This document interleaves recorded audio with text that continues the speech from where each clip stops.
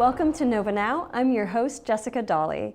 The Sorensen Institute at the University of Virginia serves as a model throughout the country for political leadership training.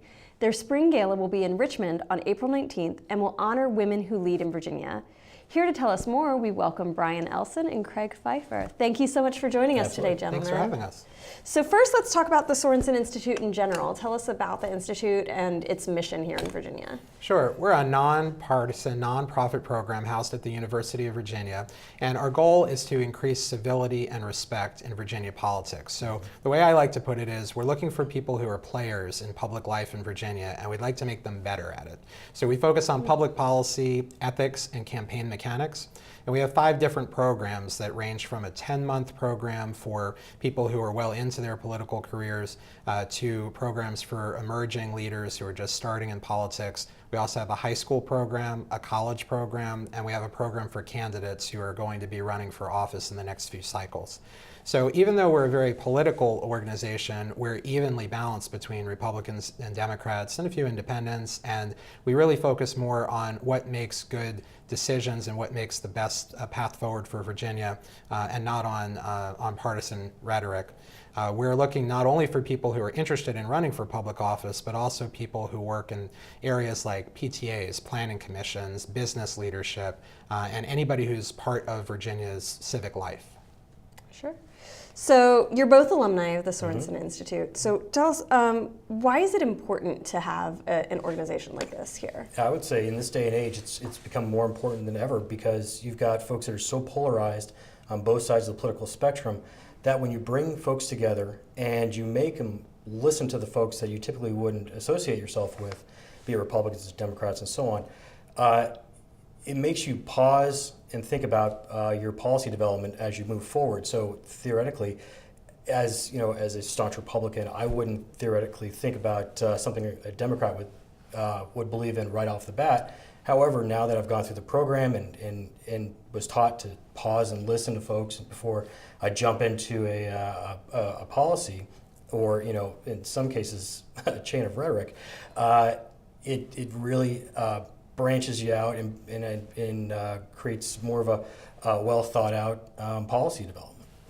And even though I learned a lot about things like transportation or housing or planning, land use, I think the biggest thing for me was the bonds I formed with people who I wouldn't have otherwise been involved with. And I can still call on those friendships and those professional relationships now. And so, I mean, we like to think that in a way this helps humanize the political process so that people view each other as Virginians first and not as us versus them. Yep. Like I said before, it really does away with the talking points. Whereas before you just dive into whatever your preconceived positions would be, and now, before you do that, you're thinking about what it means to other people. Right. And what's best for Virginia or your constituency. That's absolutely it. Yeah. Okay, fantastic. And as I mentioned, you guys have a big event coming up this spring, so tell us a little bit about that. Absolutely. On the 19th of April at the Greater Richmond Convention Center, we'll be hosting the 15th annual Spring Sorensen Gala. It'll be focused on women leadership in Virginia, and we'll have a panel discussion with a number of leaders from the General Assembly and in the business community to talk about some of the big ticket items that are facing the economy and Virginia writ large. This is our annual fundraiser, our primary fundraiser. So all of our programs we try to make accessible to as many qualified people as possible. We don't want the tuition and the cost to stand in anybody's way. We don't receive funding from UVA for these programs aside from some in-kind support. So we really rely on contributions through things like the Gala to make sure that this program continues. Sure. And who attends or who should attend this gala like this? Well, you should. Everybody should. It's open to the public, and we really want anybody who's interested in politics, interested in civility and respect in politics, especially anybody who's interested in participating in any of our programs to attend and network with other folks who are like-minded. Sure. And so tell me, you both help the Sorensen Institute kind of select their incoming, I guess, class, if that's you call it a class. So what are you looking for in the people who would attend? Yeah, we're looking for people who are involved in politics, be at the community level, all the way up through folks who may work for the administration.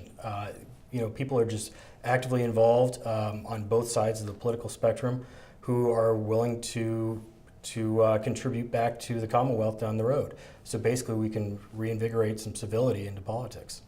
So tell me a little bit more about the event and what people who are attending can expect. Great. In addition to a fantastic meal, this year we'll be focusing on women in the Commonwealth and leadership roles. And I'll actually be having a panel discussion with a number of members from the General Assembly, in addition to Secretary of Education Ann Holton, and be moderated by the good folks at Cox Communications. Yes. And then moving back, I guess, to the Sorensen Institute in general, can you tell me a little bit more about the programs that it kind of breaks down into? Sure. Our flagship program is called the Political Leaders Program, and it meets one weekend a month for 10 months all over Virginia. So you get to see a port or a prison or a coal mine, and also hear from leaders and all of the different subject areas you'll be discussing. Our high school and college programs are residential at the University of Virginia with trips to Richmond and elsewhere. And then our candidate training program is a 3-day program intensive for candidates who are planning to run for office in the near future. I think one of the big takeaways there is you actually get to see, especially in the political leadership program, folks in Northern Virginia don't really see the folks in South Side and Southwest, where you can see some of these communities that are completely polar opposite from Northern Virginia, like Martinsville and so on. Mm-hmm. It really helps to create a much broader background to develop policy. Right, you get a bigger picture of the different people throughout the state that you're representing. Mm-hmm. So how can our viewers learn more about the Sorensen Institute, or how can they get involved? Just go to SorensenGala.com for all the details about our event in April, and you can go to SorensenInstitute.org to learn about our 5 programs and to get all of the application information and see the deadlines. Great. Well, thank you, gentlemen, both for joining us today. Thank you. Thank you. To learn more about the Sorensen Institute and their spring gala, be sure to visit SorensenGala.com. I'm Jessica Dolly. Thanks for watching.